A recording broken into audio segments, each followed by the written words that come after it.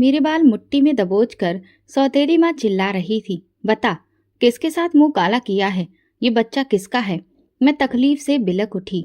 छुड़ाने की कोशिश की तो उन्होंने और जोर से बालों को पकड़कर झटका दिया। बोलती क्यों नहीं? उसकी आवाज मोहल्ले की दीवारों से टकराकर गूंज रही थी। मेरे आंसू बह रहे थे, जुबान लड़खड़ा रही थी, पर मैं बड़ी मुश्किल से सिर्फ इतना कह सकी, भगवान की कसम, मैं बेगुनाह हूँ। लेकिन मेरा ये सच वहां पर सुनने वाला भला कौन था? वजह यह थी कि मेरी शारीरिक कमजोरी और भूख की हालत में स्कूल में बेहोश होने के बाद जब होश आया तो प्रिंसिपल के बेटे के कमरे में पाई गई। बस इतनी सी बात थी, मगर मोहल्ले वालों ने इसका बतंगड़ बना दिया।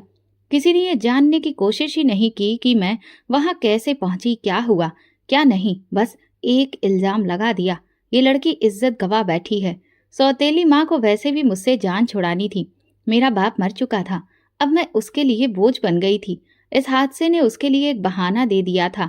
अब वो मुझे मारने, ताने देने और घर में बेइज्जत करने का कोई मौका नहीं छोड़ती थी। मेरे सिर पर यह कौन सा कलंक लगा दिया तूने? वो दहाड़ती हुई मेरे गालों पर थप्पड़ पे थप्पड़ जड़े जा रही थी। हमें तो पूरे मोहल्ले में मुंह दिखाने के काबिल नहीं छोड़ा। पड़ोसियों की औरतें दीवार के पास से झांक रही थी, कोई आंखों में नफरत लिए तो कोई बेचारगी के भाव लिए। मेरा दिल चाह रहा था कि मैं इस जमीन में समा जाऊं। चेहरे पर तमाचों के निशान थे, दिल में बेइज्जती की जलन। मैं बस रोती रही, हाथ जोड़कर दोहराती रही, भगवान जानता है मैं बेकसूर हूँ। लेकिन वहां कोई यकीन करने को तैयार नहीं था, क्योंकि घर के मर्द भी मर चुके थे और मैं एक बदनसीब का निशान बन गई थी। सौतेली माँ ने बालों से पकड़कर मुझे दरवाजे की ओर धकेला। निकल जा, अब यहाँ तेरे लिए कोई जगह नहीं। मैंने दरवाजे की कुंडी पकड़कर उनसे प्रार्थना की। कहाँ जाऊंगी अम्मा मैं? मगर उसके चेहरे पर रहम नाम की कोई चीज नहीं थी। उसने मेरे कपड़ों का छोटा सा थैला फेंका और धक्का देकर मुझे बाहर निकाल दिया। मोहल्ले वाले दरवाजे से सर निकालकर ये तमाशा देख रहे थे। मेरे लिए सड़क पर खड़ा रहना मौत से भी ज्यादा कठिन था। घर वापसी का रास्ता बंद हो चुका था। आसमान पर बादल मंडरा रहे थे।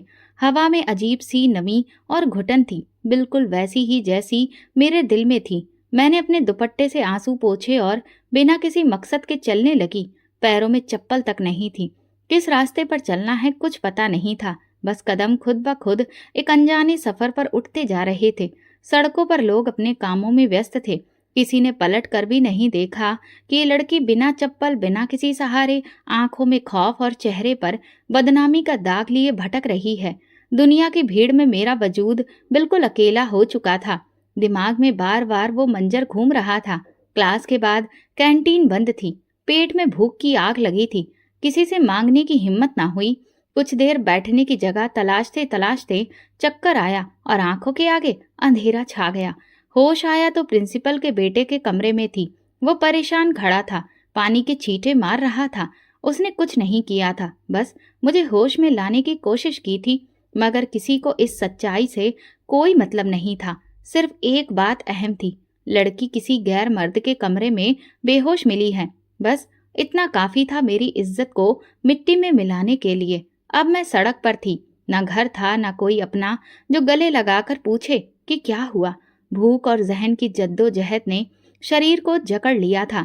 हाथ खाली थे, पेट खाली था, दिल खौफ से भरा था। बारिश की बूंदें मेरे कपड़ों से टपक रही थी और हर गुजरती गाड़ी मुझे ऐसे देख रही थी जैसे कि मैं कोई तमाशा हूँ। एक पल को दिल चाहा कि यहीं सड़क पर लेटकर दम तोड़ दूं, मगर फिर माँ की सिखाई बात याद आ गई। हार मानना कमजोरों का काम है। मैंने अपने फटे पुराने कपड़ों को ठीक किया और संभल कर चलना शुरू किया। न कोई जानने वाला था, न कोई रिश्तेदार जिसके दरवाजे पर जाकर दस्तक देती। हर रास्ता बंद था, हर तरफ अजनबी चेहरे थे। थोड़ी दूर चलकर मैं एक मैदान के किनारे पहुंची, जहां झुग्गियों का डेरा लगा था। भूख और थकान से चूर होकर मैं एक खाली जगह देखकर बैठ गई। पास पड़ी पुरानी तिरपाल से एक झुग्गी बनाने की कोशिश की। ठंडी जमीन ने शरीर की हड्डियों तक में सिहरन भर दी थी। हाथ कांप रहे थे, मगर आंखों में आंसू नहीं थे। शायद रोना भी अब नसीब में नहीं रहा था। पहली रात आंखें बंद कर भगवान का नाम लेकर लेट गई। नींद कहाँ आती। हर गुजरती आहट पर दिल धक धक करता रहा। किसी कदमों की आहट सुनती तो दिल डूबने लगता। खौफ, भूख और अकेलेपन ने शरीर को बेजान कर दिया था।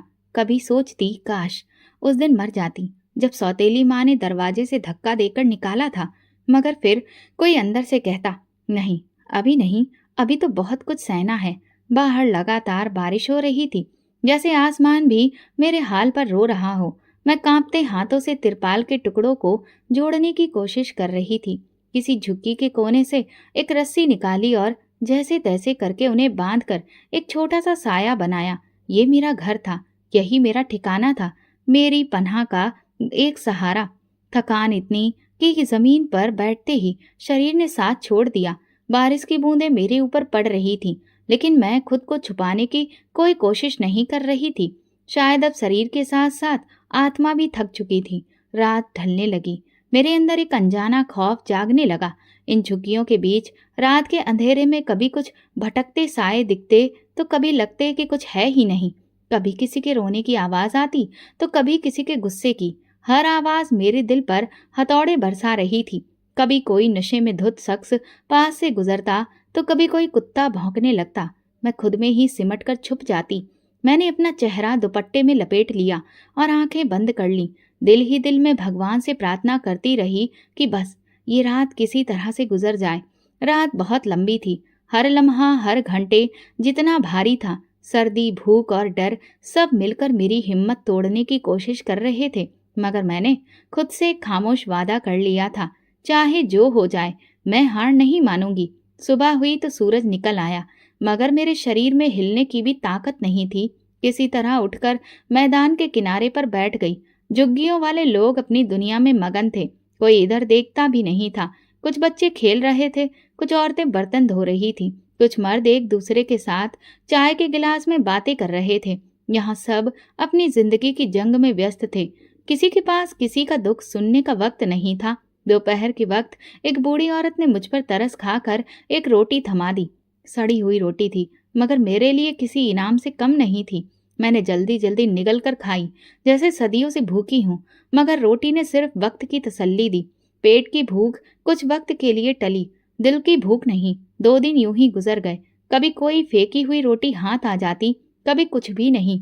बारिश ने कपड़ों को बोझ बना दिया था। शरीर पर कब से ठंड छाई रहती थी।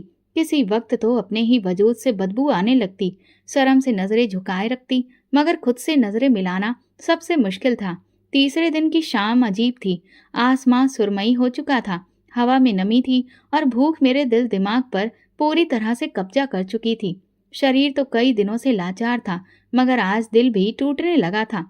अक्सर सुना था कि इंसान शरीर की भूख बर्दाश्त कर सकता है, मगर इज्जत की भूख नहीं। लेकिन मैं ये दोनों तरह की जंग लड़ रही थी। उसी शाम मैं अपनी झोपड़ी के सामने बैठी मिट्टी में उंगलियों से बेमकसद लकीरें खींच रही थी। दिमाग खाली था, आंखों में कोई उम्मीद नहीं थी। तभी एक आवाज सुनाई दी। एक बड़ी चमचमाती गाड़ी मैदान में दाखिल हुई। इंजन की गड़गड़ाहट ने सबका ध्यान खींचा। गाड़ी मेरे बिल्कुल सामने आकर रुकी। खिड़की खुली और अंदर से एक मर्द ने झांक कर देखा। उसकी आंखों में दिलचस्पी के अजीब से भाव थे। चमड़े की जैकेट, धूप का चश्मा, खुशबू से भरी गाड़ी, सब कुछ मेरे लिए किसी सपने के जैसा था, मगर सपना जो डरावना भी हो सकता था। वो शख्स गाड़ी से उतरा। पॉलिश वाले जूते, कीमती घड़ी उसका हुलिया बता रहा था कि वो इस दुनिया का नहीं जिसमें मैं जी रही थी। कितने दिन हो गए बिना कुछ खाए हुए, उसने बड़ी नरमी से आवाज में मुझसे पूछा, मगर आंखों में एक अजीब सा भाव था। मेरी जुबान सूखी हुई थी। बड़ी मुश्किल से बस इतना ही निकला, 2 दिन। वो मुस्कुराया, जेब से नोटों की गट्टी निकाली और लहराते हुए बोला, चलो मेरे साथ, काम भी मिलेगा और खाना भी। मैंने अपने आसपास झुग्गियों की बसी हुई दुनिया को देखा। भूखी आंखें, नंगे पैर, सड़ी हुई हवा और फिर उस चमकती गाड़ी की पेशकश। मेरा दिल कांप रहा था, मगर पेट की आग ने इस खौफ को पीछे धकेल दिया। मैंने दुपट्टा संभाला, अपने बोझिल कदमों को उठाया और धीरे धीरे गाड़ी की तरफ बढ़ गई। मेरे हर कदम के साथ खौफ अंदर तक उतर रहा था। गाड़ी में बैठते ही मैंने नजरें झुका ली। डरी हुई थी, सहमी हुई थी। गाड़ी शहर की रोशनी की तरफ बढ़ने लगी। दिल में बस एक प्रार्थना थी, भगवान जी, परीक्षा में डाल रहे हो, उसमें मुझे कामयाब करना। उस वक्त मुझे अंदाजा नहीं था कि मेरे सफर का असली आगाज तो अब होना था। गाड़ी में बैठते ही एक अजीब सी खामोशी छा गई। नरम सीट की खुशबू, बंद गाड़ी में तेज परफ्यूम की महक, सब कुछ मेरे लिए अजनबी था। मेरी उंगलियां अपने दुपट्टे के किनारे मोड़ रही थीं। दिल तेजी से धड़क रहा था। खिड़की से बाहर झांकती तो शहर की चमक दिखाई देती। गाड़ी हवा से बातें कर रही थी और मैं अंदर से टूटती जा रही थी। रास्ते में हम दोनों चुप रहे। कभी कभी वो आदमी मुझे एक उचटती नजर से देखता, जैसे किसी सामान की क्वालिटी परख रहा हो। मेरी सांसें तेज हो गईं।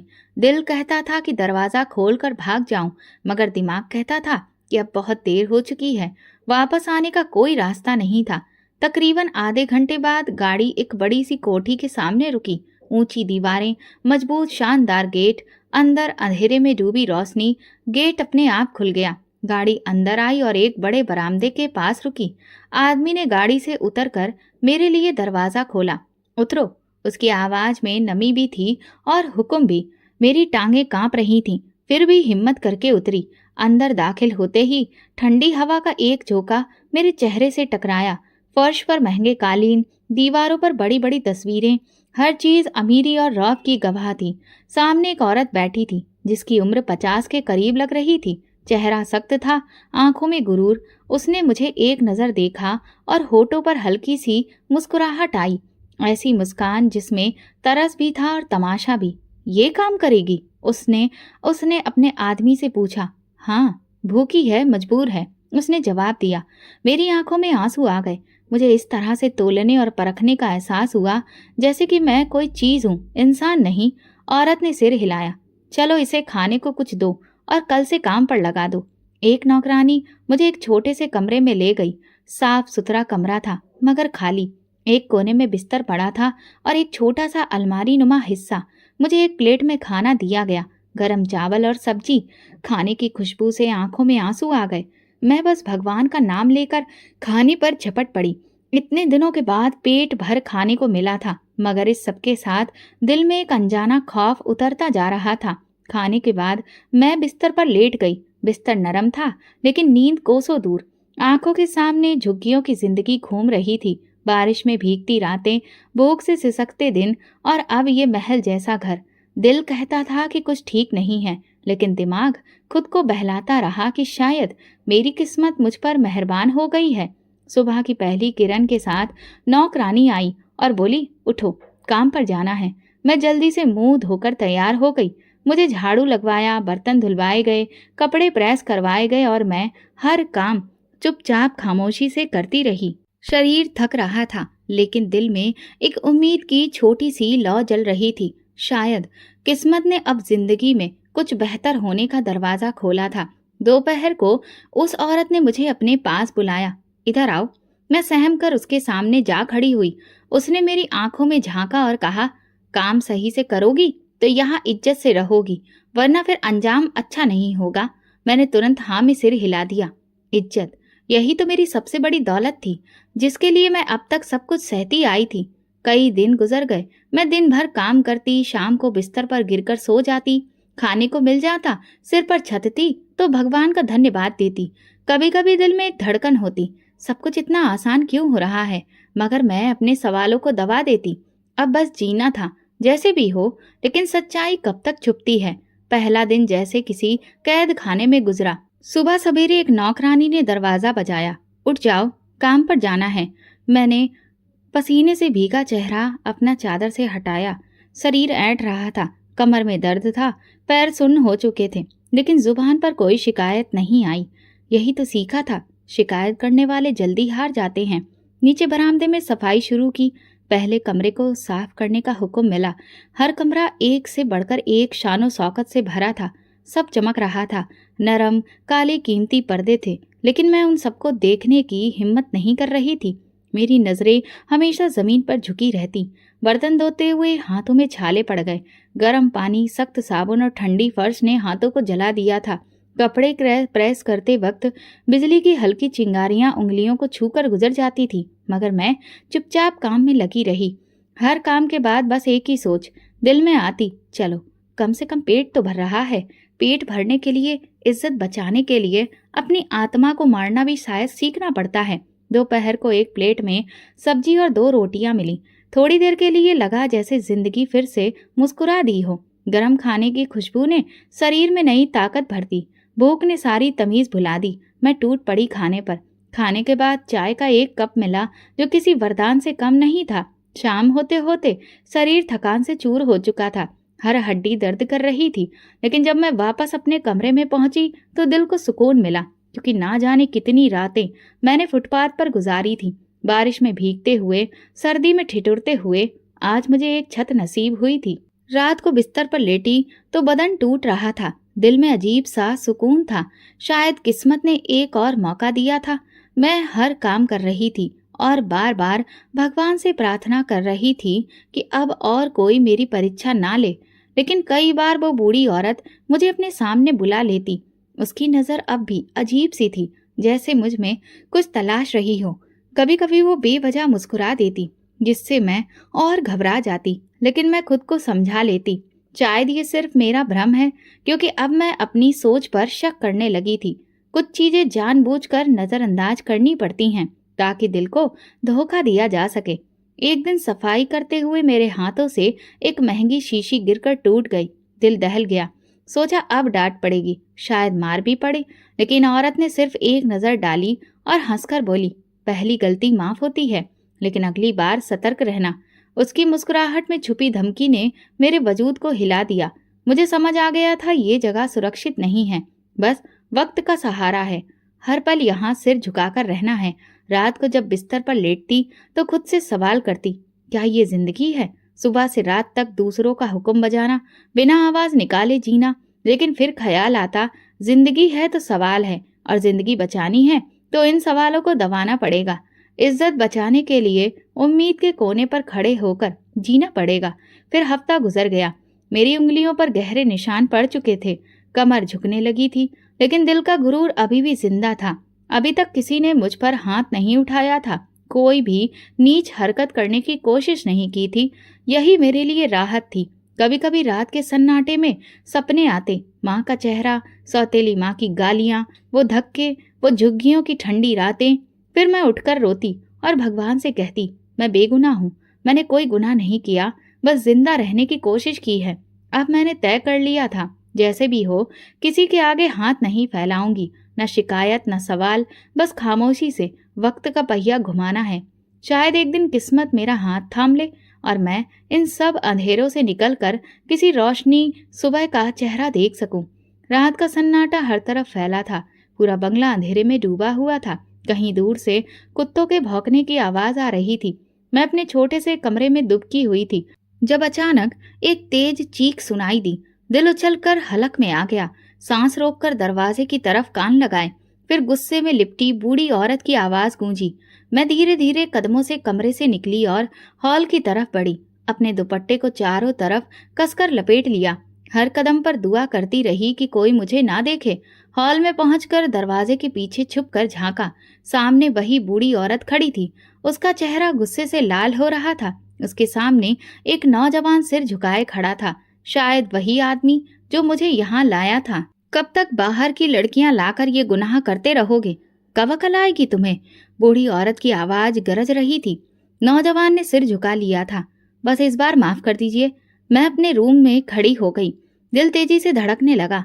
अब सारी तस्वीर साफ हो गई थी। मुझे समझ आ गया कि ये जो नरम लहजे में काम की बात हुई थी, ये महज एक जाल था। मेरी भूख, मेरी बेबसी का फायदा उठाने का मंसूबा बनाया गया था। ये बंगला, ये अच्छा खाना, ये सब एक कीमत के साथ था। एक ऐसी कीमत जो मैं कभी चुकाना नहीं चाहती थी। मेरे शरीर में कंपन पैदा हो गया। कदम वापस खींचने लगी, लेकिन डर से मेरे पैर सुन्न हो चुके थे। मुश्किल से मैं अपने कमरे तक पहुंची। दरवाजा बंद किया और अंदर से कुंडी चढ़ा ली। दीवार के साथ टेक लगाकर मैं जमीन पर बैठ गई। दुपट्टे में मुंह छुपाकर फूट फूट कर रोने लगी। सारी रात कमरे के अंधेरे में जागती रही। हे भगवान, ये सब क्या है? मैं भगवान को पुकारती रही और खुद को खोजती रही। दिल में एक ही सवाल पूछता रहा, मेरे साथ बार बार ऐसा क्यों होता है? लेकिन जवाब खामोश था, सिर्फ सन्नाटा। रात की ठंडी हवाएं खिड़की के कोने से अंदर आ रही थी, जो मेरे शरीर पर पड़ रही थी। लेकिन खौफ नहीं, बस सीने में तहलका मचा रही थी। सारी रात तकिए में मुंह छुपाए रोती रही। कभी आवाज दबाने की कोशिश की, कभी भगवान से प्रार्थना करती रही। फिर एक वक्त आया जब मैंने खुद से वादा किया, जो भी हो मैं अपनी इज्जत बचाने के लिए आखिरी हद तक जाऊंगी। ये दुनिया, ये लोग, ये झूठी सहानुभूति कुछ भी मेरे इरादे को तोड़ नहीं सकते। अगर जिंदा रहना है तो खुद अपना रखवाला बनना होगा, किसी का इंतजार नहीं करना, कोई मदद नहीं आएगी। भगवान शिव के नाम के साथ सुबह की पहली किरण के साथ मैंने आंखें बंद की और प्रार्थना की। दिल में अजीब सा सुकून आया, जैसे कोई अंदर से कह रहा हो, हिम्मत रखो, मुश्किलों का वक्त खत्म होने वाला है। कमरे से बाहर निकलते वक्त शरीर कांप रहा था, लेकिन दिल मजबूत था। अब मैं किसी का फरेब नहीं बनने वाली थी। मैंने खुद को संभाला, दुपट्टा ठीक किया और सर झुकाकर अपने कामों में लग गई। लेकिन दिल के किसी कोने में एक नई आग भड़क रही थी। अब हर काम करते हुए, एक कदम उठाते हुए आंखों में एक ही इरादा था, इज्जत पर कभी समझौता नहीं होगा, चाहे उसकी कीमत मेरी जान ही क्यों ना हो। उसी दिन जब बूढ़ी औरत ने मुझे देखा तो उसकी आंखों में कुछ बदलाव था, जैसे वो मेरी खामोश बगावत को महसूस कर रही हो। लेकिन मैंने नजरें झुका ली और काम जारी रखा, कोई कमजोरी जाहिर नहीं होने दी। खामोशी से अपने हिस्से का काम किया और दोबारा कमरे में आकर दरवाजा बंद कर लिया। अब मैं हर रात सोने से पहले ये प्रार्थना करती, भगवान मुझे अपने रास्ते पर कायम रखना, मेरी इज्जत की सुरक्षा करना। और हर सुबह एक नए इरादे के साथ उठती। जिंदगी एक जंग थी और मैं इस जंग की सिपाही बन चुकी थी। अब मैं अपनी जंग खुद लड़ने वाली थी, अपने उसूलों पर, भगवान की मदद से। चाहे रातें कितनी ही कठिन हो, मैं पीछे हटने वाली नहीं थी। सुबह की हल्की रोशनी अभी पूरी तरह से फैली नहीं थी। सारा बंगला खामोश था, सिर्फ कहीं कहीं बर्तनों की धीमी आवाज सुनाई दे रही थी। दिल की धड़कन तेज थी, पसीने से भीगी हथेलियां कांप रही थीं। मैंने कमरे के दरवाजे की कुंडी धीरे से खोली ताकि कोई आवाज ना हो, इसलिए पूरी ताकत लगाकर उसे हल्की सी हरकत दी। दुपट्टे को अच्छे से लपेटा और धीरे धीरे कदम बढ़ाए। हर कदम के साथ डर बढ़ रहा था, जरा सी आहट पर दिल दहल जाता, लेकिन अब रुकने का सवाल ही पैदा नहीं होता। मैं चोरों की तरह अपना रास्ता पकड़कर धीरे धीरे दरवाजे की तरफ बढ़ी। खुशकिस्मती से दरवाजा थोड़ा सा खुला हुआ था, बस एक जोरदार धड़कन दिल में महसूस हुई और मैं दौड़ पड़ी। नंगे पैर कच्ची सड़क पर दौड़ना आसान नहीं था। पथरीले रास्ते, छोटे छोटे कंकड़ मेरे पैरों में चुभ रहे थे, लेकिन दर्द का एहसास तक नहीं हो रहा था। मेरे मन में सिर्फ एक ही बात थी, इस डर से निकलना है, जितना दूर हो सके। पीछे से कुछ चीखने चिल्लाने की आवाजें आने लगी। मैंने एक बार भी मुड़कर नहीं देखा। अगर पलटकर देखती तो शायद मेरी हिम्मत जवाब दे देती। शहर की गलियां एक भूल भुलैया की तरह थीं, कभी दाएं कभी बाएं। मैं अंधेरी गलियों में छिपती सांस रोक कर आगे बढ़ती रही। कुछ लोग मुझे हैरत से देख रहे थे। मेरे फटे पुराने कपड़े, नंगे पैर और सहमी हुई आंखें सब कुछ कह रही थीं। लेकिन शहर के लोग व्यस्त थे, यहाँ किसी को किसी का दर्द महसूस करने की फुर्सत कहाँ। मैं दौड़ती रही जब तक सांसें बिल्कुल नहीं टूट गईं। जब एक एक कदम उठाना मेरे लिए मुश्किल हो गया, तब एक सुनसान सड़क के किनारे जमीन पर बैठकर घुटनों को गोद में छुपाकर सिर झुका लिया। सांसें तेज चल रही थीं, शरीर से पसीना बह रहा था, पैरों के तलवे छिल चुके थे, खून बह रहा था, लेकिन दिल में एक अजीब सा सुकून था। मैं बच गई थी, अपनी इज्जत, अपनी आत्मा को बचाकर निकली थी। ये एक छोटी सी जीत ही थी, लेकिन मेरे लिए एक बहुत बड़ी थी। मैंने दुपट्टे के कोने से अपने आंसू पोंछे, फिर खुद को संभालने की कोशिश की। अब मेरे पास कुछ नहीं था, न सिर पर छत, न नसीब में पैसा, न शरीर में ताकत, मगर एक चीज थी जो मैंने किसी कीमत पर नहीं गंवाई थी, मेरी इज्जत। ये ख्याल मेरे अंदर किसी नई हिम्मत की किरण ले आया। सड़क सुनसान थी, शांति धीरे धीरे तेज होती जा रही थी। कहीं दूर एक फुटपाथ पर बच्चे खेल रहे थे, कहीं कोई सब्जी वाला अपनी रेहड़ी लगाने में व्यस्त था। जिंदगी अपनी रफ्तार से चल रही थी, जैसे मेरे साथ कुछ हुआ ही ना हो। थोड़ी देर बाद मैंने आसपास का जायजा लिया। मैं शहर के किसी पुराने इलाके में थी, जहाँ हर दीवार खस्ता हाल थी, हर गली में धूल उड़ रही थी, मगर कम से कम यहाँ कोई मुझे जानता नहीं था, कोई कुछ पूछने वाला नहीं था। मैंने दिल में फैसला किया कि अब किसी के झांसे में नहीं आऊंगी, चाहे जितना भी भूखी रहूं, सड़कों पर पड़ी रहूंगी, लेकिन अपनी इज्जत को कभी किसी भूख या जरूरत के आगे कुर्बान नहीं करूंगी। अब और चलने की हिम्मत नहीं थी, मगर रुकना भी मौत के बराबर लग रहा था। मैंने बड़ी मुश्किल से अपने पैरों को घसीटते हुए एक तरफ बढ़ने की कोशिश की। हर कदम के साथ दर्द की लहर उठ रही थी, लेकिन मैंने बर्दाश्त कर लिया। मेरे जख्म अब मेरी गवाही थे, मेरे सफर की कहानी थे। कुछ ही घंटों में इसी हॉल में मैं इधर उधर घूमती रही, कभी किसी दीवार के साए में बैठ जाती, कभी किसी दुकान के सामने खड़ी होकर अपने वजूद को छुपाने की कोशिश करती। किसी ने मुझ पर ध्यान नहीं दिया और शायद यही ठीक था। शाम ढलने लगी थी, हवा में खनक आ गई थी, मेरे पेट में चूहे दौड़ रहे थे। 2 दिन हो गए थे बिना कुछ खाए। शरीर कांप रहा था लेकिन इरादा मजबूत था। अभी भी दुपट्टे को अच्छे से लपेटे, आंखों में आंसू छुपाए, मैं खुद के मन को बार बार समझा रही थी, जो भी हो अब किसी पर भरोसा नहीं करना, अपनी जंग खुद लड़नी है। दुनिया कितनी भी जालिम क्यों ना हो, मैं खुद को हारने नहीं दूंगी। ये सोचते हुए मैं फिर एक अनजान रास्ते पर चल पड़ी, तकदीर के किसी नए मोड़ की तलाश में, जहां शायद कोई छोटा सा शहर, कोई नई जिंदगी मेरा इंतजार कर रही हो। कई दिन गुजर गए, धूप में झुलसती, बारिश में भीगती, मैं कभी किसी पेड़ के साए में, कभी किसी फुटपाथ के किनारे सिमट कर सोती रही। भूख मेरी हड्डियों तक उतर चुकी थी। पानी के लिए भी नालों पर लाइन लगती, कभी किसी होटल के बचे हुए पानी के गिलास पर टूट पड़ती। जिंदगी अब बस सांस लेने का ही नाम रह गई थी। हर सुबह आंख खोलती तो आसपास तेज चलती जिंदगी को देखती। लोग अपने काम में व्यस्त, किसी को मेरी हालत से कोई मतलब नहीं था। दुनिया की भीड़ में मेरा कोई नाम, कोई पहचान नहीं थी। मैं बस एक साया थी जो जमीन पर रेंग रहा था। एक दिन सूरज सिर पर दहक रहा था, पेट में मरोड़ उठ रही थी, कमजोरी से आंखों के सामने धुंध छा रही थी। मैं सुनसान गली के किनारे दीवार से टेक लगाकर बैठ गई।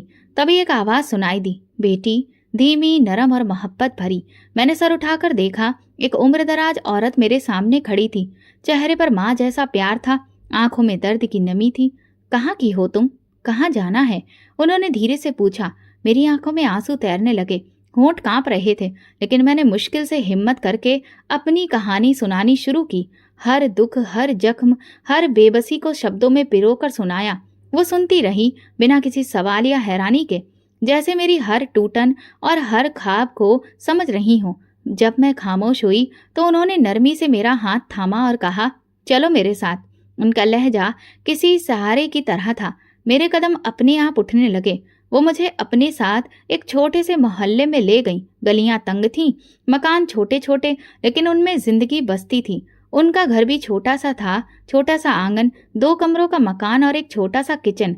उन्होंने मुझे एक कमरे में ले जाकर कहा, ये कमरा तुम्हारा है, इज्जत से रहोगी बेटी की तरह। मेरी आंखों से आंसू बहने लगे। कितने दिनों, कितने महीनों बाद किसी ने मुझे इंसान समझा था। मुझे लगा जैसे भगवान ने मेरी सिसकती प्रार्थनाओं को आखिरकार सुन लिया हो। 2 वक्त का खाना मिला, कपड़े मिले, एक साफ बिस्तर मिला, लेकिन सबसे बढ़कर मुझे इज्जत मिली। ऐसी इज्जत जिसके लिए न जाने मैं कितनी रोते रोते रातें गुजार चुकी थी। वो औरत खुद भी एक मजदूर थी, धोबी का काम करती थी, लोगों के कपड़े धोती, प्रेस करती, दिन भर मेहनत करती, शाम को अपने 2 बच्चों के साथ घर आकर सादा सा खाना पकाती। उन्होंने मुझे भी अपने बच्चों जैसा ही समझा। मेरी तरफ कभी नफरत की नजर से नहीं देखा, कभी ताना नहीं दिया, बस इतना कहा, जो हुआ वो नसीब में था, आगे का रास्ता तुम्हारे हाथ में है। मैंने पहली बार सुकून से सांस ली। पहली बार रात को सोते वक्त डर ने मेरा गला नहीं दबाया। पहली बार सपने में मौत नहीं, जिंदगी दिखाई दी। अब मैं हर दिन भगवान का शुक्र अदा करती हूँ। सारी मुसीबतें, सारे जख्म जैसे धुंधले हो गए हैं। नई उम्मीद का एक चिराग दिल में जलने लगा है। सोचती हूँ कि अब दोबारा अपनी जिंदगी को बिखरने नहीं दूंगी। अब जो सपना देखूंगी वो ख्वाब की दीवारों में कैद नहीं होंगे, बल्कि अपने कदमों पर खड़े होकर इज्जत और मेहनत से आगे बढ़ने वाले होंगे। जिंदगी ने मुझे कई बार तोड़ा था, लेकिन इस औरत का प्यार भरा लहजा मुझे बताता था कि हर टूटी चीज दोबारा जोड़ी जा सकती है, हर जख्म भरा जा सकता है, बस हार नहीं माननी चाहिए। और मैंने फैसला कर लिया, अब मैं कभी हार नहीं मानूंगी। जिंदगी ने अब एक नया मोड़ ले लिया था। मेरे दिल में हर सुबह एक नया मकसद होता। उस औरत के शब्द मेरे अंदर कहीं गूंजते रहते, बेटी, किसी पर बोझ मत बनो, खुद कमाओ, खुद का खाओ। ये बात मेरे लिए एक बहुत बड़ी सीख से बढ़कर एक मिशन बन गई थी। मैंने फैसला कर लिया था कि अब अपने लिए जीने का वक्त आ गया है।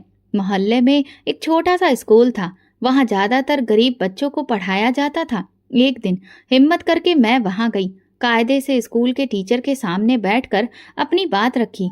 अगर आपको किसी टीचर की जरूरत हो तो मैं यहाँ काम कर सकती हूँ। वहां के टीचर ने मुझसे कुछ सवाल किए और फिर मेरे जवाब सुनने के बाद उन्होंने सर हिलाकर कहा, चलो ठीक है, कल से आ जाना। तनख्वाह थोड़ी कम है लेकिन इज्जत का काम है। मैंने भगवान को धन्यवाद कहा।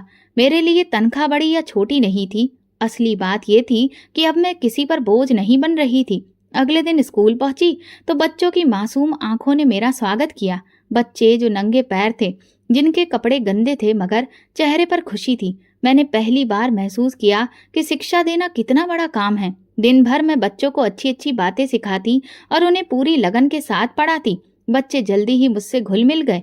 उनकी मासूम मुस्कान मेरे दिल की थकान उतार देती। तनख्वाह कम थी, महीने के आखिर में बस इतना मिलता था कि अपना छोटा मोटा खर्च निकाल सकूं, लेकिन ये इज्जत की कमाई थी। यह एहसास मेरे दिल को सुकून देता था। अब जब रात को बिस्तर पर जाती तो दिल हल्का होता। कोई एहसान, कोई बोझ, कोई कर्ज मेरे सिर पर नहीं था। हर रात सोने से पहले भगवान से प्रार्थना करती, भगवान तुमने मुझे बेसहारा नहीं छोड़ा और मेरी इज्जत की सुरक्षा की। हमेशा ऐसा ही मेरा साथ देना जैसे अब तक देते आए हो। उस औरत के साथ रहते हुए मुझे ये भी सीखने को मिला कि जिंदगी में थोड़े पर सब्र करना कितना जरूरी है। उसका अपना गुजारा भी मुश्किल से होता था मगर वो कभी शिकायत नहीं करती थी। हम दोनों दिन भर मेहनत करते, शाम को इकट्ठे बैठकर रोटी खाते और एक दूसरे के सुख दुख की बातें करते। धीरे धीरे मैं भी अपने खर्च खुद उठाने लगी। कभी कभी मैं मोहल्ले की औरतों के बच्चों को शाम को पढ़ाने जाती। कभी किसी शादी में मेहंदी लगाने का छोटा मोटा काम कर लेती। चाहे काम छोटा हो मगर अपने बलबूते पर जीने का फक्र मुझे एक अजीब खुशी देता था। अब मैं बाजार जाती जो किसी की नजरें खुद पर ही मुझे महसूस नहीं करती थी। मैं खरीदारी करते वक्त अपने कमाए हुए पैसों की झनकार सुनकर खुश होती। छोटे छोटे सपने अब सच्चाई में बदलने लगे थे। एक नया दुपट्टा लेना या नई चप्पल, ये सब मेरे लिए किसी बहुत बड़े जश्न की तरह था। मोहल्ले की औरतें मुझे इज्जत की नज़र से देखने लगी थीं। वे जानती थीं कि मैंने खुददारी का रास्ता चुना है और ये इज्जत मेरी सबसे कीमती दौलत बन गई थी। कभी कभी रात को चांदनी में छत पर बैठकर आसमान की तरफ देखती और दिल में भगवान से बातें करती, तुम्हारा बहुत बहुत शुक्रिया जो तुमने मुझे संभाला। तुम नहीं संभालते तो मैं न जाने कहाँ भटक जाती, कैसे बिखर जाती। अब मेरा हर दिन एक मकसद के साथ शुरू होता था। हर दिन एक कदम आगे बढ़ाने की उम्मीद लेकर आता था। जिंदगी ने सिखाया था कि हाथ फैलाने से बेहतर है हाथ से मेहनत करना और इज्जत बचाने के लिए भूख, थकान, मेहनत सब कुछ अपनाना। अब एक नया सपना मेरे दिल में पलने लगा था, सिर्फ खुद के लिए नहीं, उन सब लड़कियों के लिए जो कभी हालात के थप्पड़ खाकर गिर जाती हैं। मैं सोचती थी कि एक दिन ऐसा आएगा जब मैं किसी और बेबस लड़की को अपने पैरों पर खड़ा होने का रास्ता दिखाऊंगी और उसी सपने के साथ मैं हर दिन मेहनत करती, खामोशी से, यकीन से। जिंदगी किसी हद तक अपनी डगर पर चलने लगी थी। सुबह स्कूल, शाम को मोहल्ले के कुछ बच्चों को पढ़ाना और रात को भगवान को धन्यवाद देना, यही मेरा रोज का रूटीन बन चुका था। दिल में अब डर की जगह थोड़ा सा सुकून था। मेहनत की थकान मीठी लगती थी क्योंकि ये थकान मेरी आज़ादी की कीमत थी। हर दिन एक नया भरोसा देता था कि अगर नीयत साफ हो तो रास्ते खुद ब खुद निकल आते हैं। लेकिन शायद अतीत इतनी आसानी से पीछा छोड़ने को तैयार नहीं था। एक दोपहर जब स्कूल में मैं बच्चों को पढ़ा रही थी, दरवाजे पर एक आहट हुई। सर उठाकर देखा तो वही चेहरा सामने खड़ा था, वही आदमी जिसने मुझे झुग्गी के सामने से उठाया था, जिसकी गाड़ी में मैं खौफ और बेबसी से बैठी थी। मेरी सांसें रुकने सी लगी थी, हाथों से किताब गिरने ही वाली थी कि बड़ी मुश्किल से मैंने खुद को संभाला। दिल की धड़कन तेज हो गई, लगता था कि अभी सब सुन लेंगे। वो आदमी अंदर आया और फिर बड़ी ऊंची आवाज में स्कूल के प्रिंसिपल से कहा, यही है वो लड़की। मेरी आंखों के सामने अंधेरा सा छाने लगा, जमीन जैसे हिलने लगी। इतनी मेहनत से जो जिंदगी संभाली थी, एक पल में सब कुछ बिखरता दिखाई दिया। प्रिंसिपल ने एक तेज नजर उस आदमी पर डाली और सख्त लहजे में बोले, ये लड़की अब हमारे पास अमानत है, ये इस स्कूल की इज्जत है और हम अपनी अमानत पर कोई आंच नहीं आने देंगे। उनका लहजा ऐसा था कि वो इंसान एक पल के लिए घबरा गया। उसके चेहरे पर हैरानी, गुस्सा और बेबसी एक साथ आ गए। उसने कुछ कहने की कोशिश की लेकिन प्रिंसिपल सर ने सख्ती से हाथ उठाकर उसे चुप करवा दिया। जाओ यहाँ से, ये जगह तुम्हारे जैसे लोगों के लिए नहीं है, ये मंदिर के बराबर है, यहाँ ऐसी बातों की गुंजाइश नहीं। वह आदमी थोड़ी देर खड़ा रहा, फिर गुस्से से पैर पटकता हुआ बाहर चला गया। मैं वहीं बैठी कांपती रही, आंखों से आंसू निकलने लगे। बच्चे देख रहे थे, लेकिन मैंने जल्दी से अपनी आंखें पोंछी और खुद को संभाला। उस दिन मेरी समझ में एक बड़ी बात आ गई थी। दुनिया में बुरे लोग होते हैं, लेकिन भगवान ने कुछ अच्छे लोगों को भी भेजा है जो किसी लाचारी की ढाल बनते हैं। प्रिंसिपल सर जैसे लोग जो दुनिया की गंदगी से दूर बस भगवान के बताए रास्ते पर चलते हैं। जब स्कूल की छुट्टी हुई और मैं जाने लगी तो प्रिंसिपल सर ने मुझे बुलाया। उनके चेहरे पर एक सुकून और भरोसा था। वो नरमी से बोले, बेटी, डरने की जरूरत नहीं। जो इज्जत से जीता है, भगवान उसकी सुरक्षा करता है। हम तुम्हें अपनी बेटी समझते हैं। किसी की बातों या धमकियों से घबराना मत। उनकी बातों ने मेरे दिल पर मरहम का काम किया। ऐसा लगा जैसे किसी ने मेरे जख्मों पर हाथ रखा और वो ठंडे हो गए। मैंने उन्हें धन्यवाद कहा और फिर मैं घर आ गई। उस रात छत पर बैठकर आसमान की तरफ देखा तो सितारे बहुत करीब महसूस हुए। दिल से अचानक निकला, भगवान, तुमने मुझे एक बार फिर बचा लिया। जब मैं अकेली थी, तुमने मुझे सहारा दिया। जब दुश्मन पास आया तो तुमने अपने भेजे बंदे से मेरी सुरक्षा करवाई। मैं समझ गई थी, भगवान, तुम अपने भक्तों को कभी अकेला नहीं छोड़ते। मुश्किल वक्त आता है, परीक्षाएं होती हैं, लेकिन सच्चाई और सब्र करने वालों के लिए तुम खुद ही रास्ता बना देते हो, चाहे वो आखिरी लम्हे पर ही क्यों ना हो। अब मैं और ज्यादा निडर हो गई थी। अब दिल में डर नहीं था कि कोई भी आकर मेरी जिंदगी बर्बाद कर देगा, क्योंकि मैं समझ चुकी थी कि मेरी सुरक्षा मेरा भगवान कर रहा है। और फिर शिद्दत मेरे अंदर और आ गई थी। स्कूल में बच्चों को और से दिल से लगाकर मैं पढ़ाती थी। मोहल्ले में मेरी इज्जत बढ़ने लगी। लोग मुझे इज्जत की नज़र से देखने लगे और ये सब मेरी खुददारी और भगवान की मेहरबानी का नतीजा था। अब मैं जान चुकी थी कि अतीत कितना भी काला क्यों ना हो, लेकिन दिल की सच्चाई और सब्र उसे रोशनी से भर सकते हैं।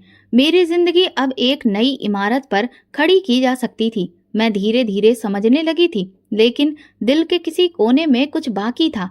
मेहनत करके पेट पालना जरूरी था, लेकिन अब दिल चाहता था कि कुछ और हासिल किया जाए। मैं सिर्फ जिंदा रहने से ज्यादा खुद को आगे बढ़ाना चाहती थी।